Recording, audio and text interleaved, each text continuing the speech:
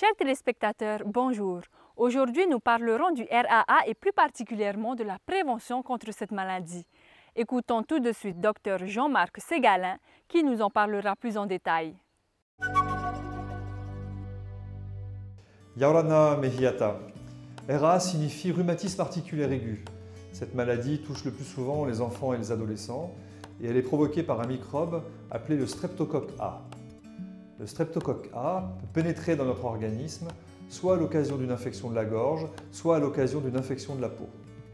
Vous savez tous que notre organisme lutte contre les microbes en fabriquant des anticorps.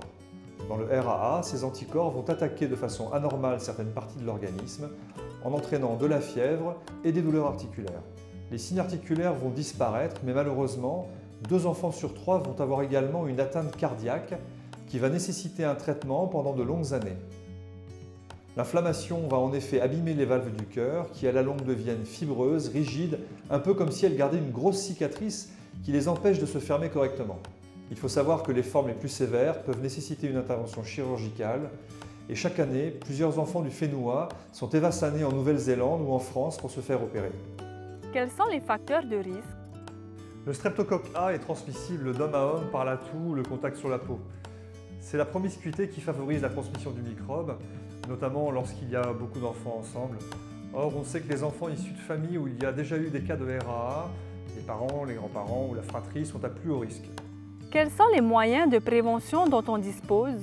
De bonnes conditions d'hygiène sont nécessaires pour réduire la transmission du streptocoque. Se laver régulièrement les mains, bien nettoyer les plaies, c'est vraiment très important. Il est également très important de consulter un médecin en cas de mal de gorge ou d'infection de la peau. Un traitement antibiotique permet d'éviter la pénétration du streptocoque dans l'organisme. Après un premier épisode de RAA, il est nécessaire de suivre un traitement antibiotique pour empêcher le streptocoque de provoquer une nouvelle infection qui va entraîner une rechute, donc une aggravation. Ce traitement antibiotique est administré sous forme de piqûre chaque mois.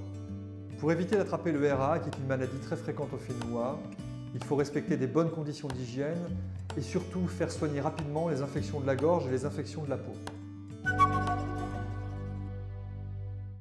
Merci Jean-Marc pour ces informations qui vont nous permettre de faire des choix éclairés pour nous protéger contre cette maladie. Quant à moi, je vous dis à la semaine prochaine.